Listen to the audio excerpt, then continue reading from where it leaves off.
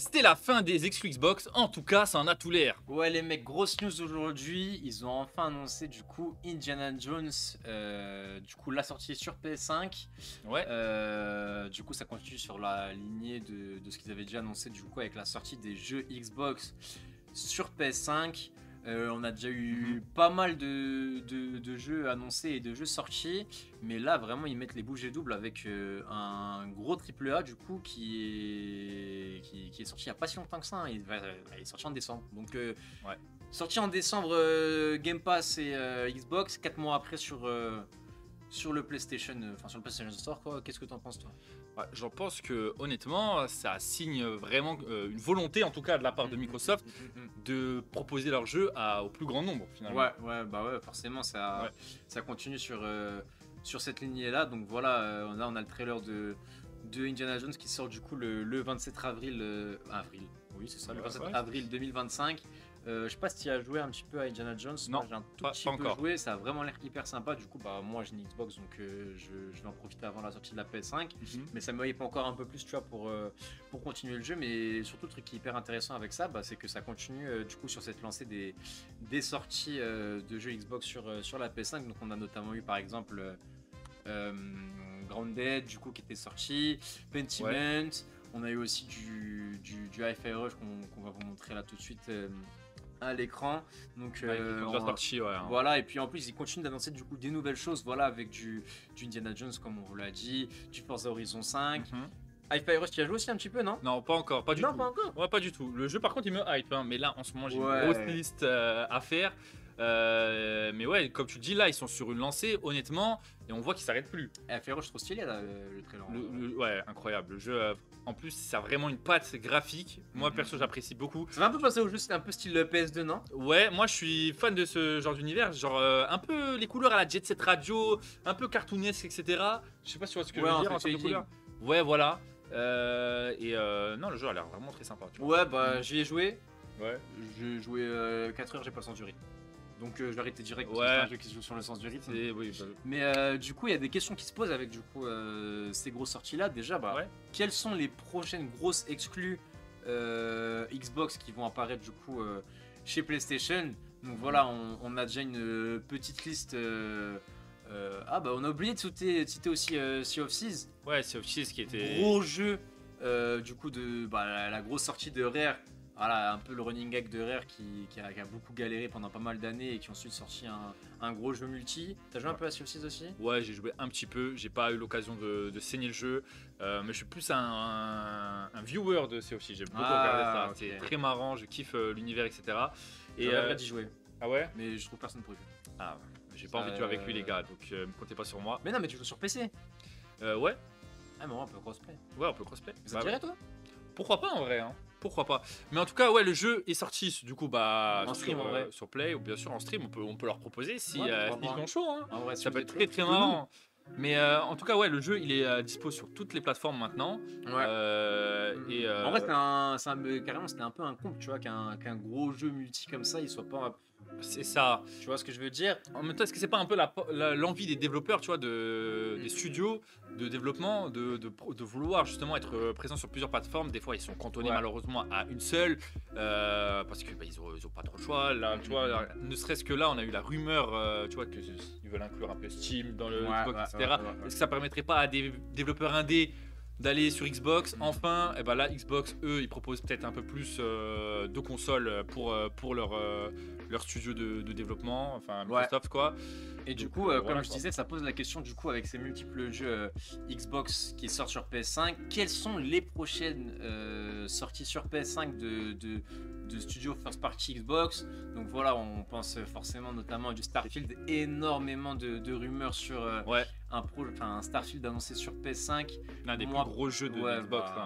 L'un des plus gros jeux qui est sorti il y a 2 ans du coup. Voilà, l'année dernière, mais l'année encore d'avant. Voilà, de chez Bethesda.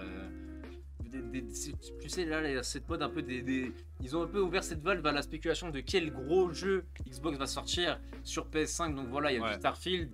On pense aussi notamment à du Halo. Ouais, bien sûr. Quel Halo va sortir? On parle beaucoup de la Master Chief Collection qui est du coup, il me semble, le 1, le 2, le 3 et le 4 avec aussi le Halo Reach. Ouais. Du coup, qui pourrait apparemment potentiellement sortir sur PS5. On a aussi du coup les rumeurs de Gears of War aussi. Eh oui. Gears of War qui pourrait sortir du coup sur PS5. Donc voilà, en plus, ça c'est un peu intéressant, tu vois, parce que comme la Master Chief Collection, ça, il y a vraiment de grosses licences qui peuvent arriver avec beaucoup de jeux, tu vois. Donc ça, c'est vraiment un truc qui pourrait être hyper intéressant pour les joueurs de PlayStation parce que voilà, il y a énormément de contenu qui pourrait sortir. Parce que voilà, Halo, il y en a 5, il y en a 6, il y en a 7. Enfin, il y a 5 jeux principaux, 5 ou 6 jeux principaux. Je sais pas, mais en tout cas, ça fait du contenu à vendre. Voilà, là, les spin-offs. Gears of War, c'est pareil.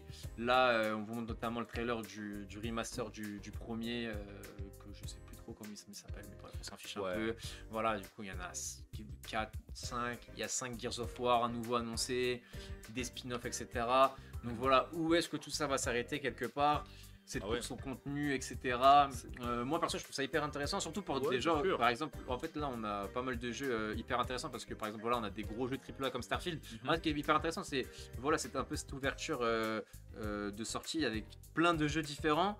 Qui vont permettre aux joueurs de pouvoir un peu toucher à tout, tu vois. On a du Starfield, du triple A, on a du jeu coop avec du Gears of War, du multi avec du Halo. Donc voilà, on a vraiment pas mal de trucs hyper intéressants qui arrivent sur PS5. Ça permet d'ouvrir le jeu au plus grand monde, donc tout le monde peut en profiter. Pourquoi pas, eux ils se font plus d'argent, ça leur permet après de faire de meilleures choses, tu vois, de développer d'autres jeux, d'améliorer leur service, donc c'est un win-win finalement. Ouais, et puis voilà, comme je t'ai dit, ils ont une grosse palette de jeux, tu vois, avec plein de trucs différents, voilà, du triple A, du multi, donc voilà, mais ça pose aussi la question chez Xbox. Voilà, là on parle beaucoup de jeux, même si Indiana Jones, voilà, c'est une grosse sortie, voilà, il y a quand même eu exclu temporaire de chez Xbox pendant 4 mois. C'est ça, mais... Voilà, exactement, puisque c'est sorti en décembre, il me semble. Ouais, fin d'année.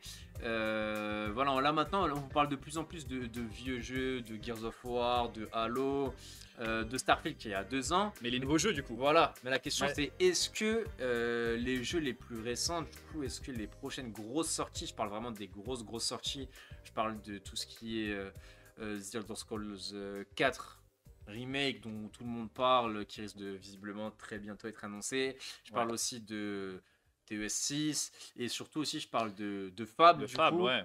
Est-ce que les grosses sorties comme Fable, Perfect Dark, The Elder Scrolls, est-ce que tu penses toi qu'ils peuvent les sortir Day One sur Xbox, sur PS5 du coup? Ouais, parce que c'est voilà, là la question en fait, c'est le Day One. Est-ce qu'il y a un Day One? Est-ce qu'il y aura, ils vont enlever ce délai, tu vois? Indiana Jones c'est un 4 mois de délai, mais est-ce que c'est pas parce que ça prend du temps à se mettre en place, etc.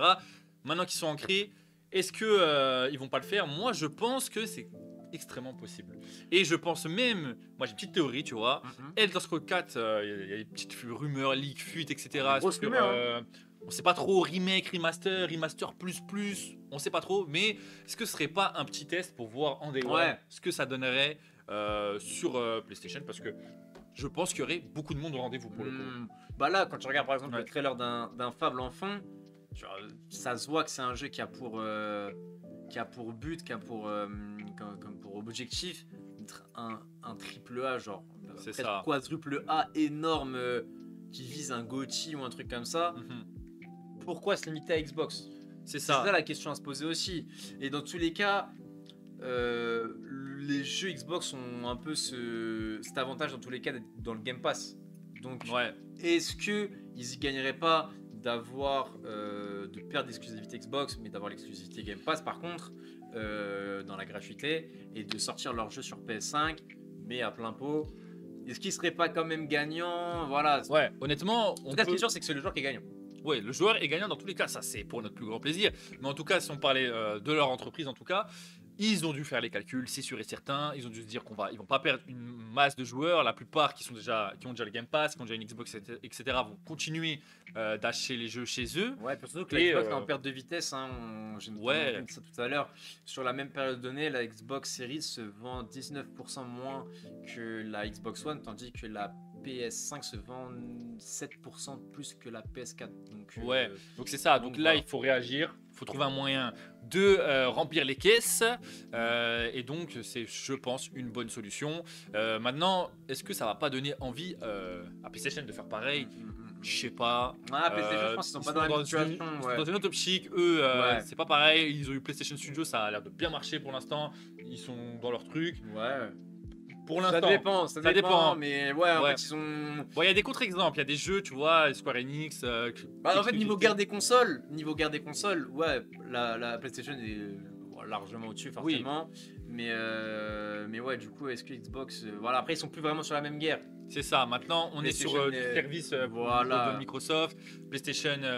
Plus sur de l'hardware, Exactement. ouais, du software aussi, mais voilà, on est plus sur la même bataille. C'est ça. Ils sont Voilà, plus sur la Xbox même échelle. s'axe beaucoup plus sur tout ce qui est leur xCloud, Mhm. tout ce qui est du coup leur Game Pass, etc. Ouais. Voilà, il alimente un maximum avec des gros jeux comme ça, bah, comme ce que vous voyez là, Perfect Dark. Perfect Dark, ça a l'air vachement stylé quand même. Ouais, franchement Le sympa. remake Hein. du. Bon, je sais pas si c'est un. J'ai pas vraiment compris. Ouais. Est-ce que c'est un remake du premier jeu sorti ou alors est-ce que du coup c'est une suite spirituelle un peu à la Fable. Parce que voilà, Fable par exemple, c'est pas le remake du premier, hein, c'est une suite directement, C'est une suite, mais ouais. c'est un peu un revival de la franchise. Mais Ouais, bien sûr, parce que ça fait super longtemps qu'il n'y en a pas eu. Donc voilà, et ça, Fable, ouais, ça va être nouveau 2000, pour la plupart des joueurs, quoi. 2012, je crois. Je sais plus. Grosse licence de Ouais, Peter Molineux, pour ceux qui connaissent pas, grand créateur de jeux vidéo anglais. Enfin, voilà. ouais, du coup, c'est pas ça, mais c'était le trailer juste avant. Ouais. Donc voilà, est-ce que Xbox ils vont continuer à sortir leur grosse licence? Dans quelle optique ils ont lancé tout ça? Qu'est-ce qui nous attend pour la suite? Voilà, pas mal de questions qu'on se pose, qu'on a essayé de Ouais. soulever. Moi perso, pour résumer, je trouve que c'est une bonne initiative, que voilà, ils ont plus à y gagner qu'à perdre. C'est ça, ouais. Dans tous les cas, maintenant, moi-même, hein, j'ai acheté une Xbox. Je l'ai pas acheté, je l'ai plus acheté pour l'utilisation du Game Pass Ouais, bien sûr. que pour les exclus potentiels. Sinon, j'aurais acheté Et simplement un ils PC. se sont un peu auto-sabotés, tu vois, en proposant un PC Game Pass. Donc maintenant, le PC, c'est quelque chose que plus de personnes ont. Ce qui doit expliquer aussi un peu cette baisse, tu vois, tu as dit 19%. Bah maintenant, moi j'ai un PC personnellement, j'ai pas d'Xbox. Mm, mm. J'ai déjà pris le Game Pass sur PC. Ouais. Voilà. Après aussi, ce qui les tue un peu, Xbox, c'est toute leur histoire avec la Series S. Je sais pas pourquoi ils se sont. Enfin, c'était une bonne idée au départ, mais là ils se sont mis dans une merde avec la Xbox Series S. Parce que Ouais. voilà, la différence entre la Xbox Series S et la PS5 digitale, c'est que la PS5 digitale, elle a la même puissance qu'une PS5, alors que la Xbox Series S est moins puissante qu'une Xbox Series X.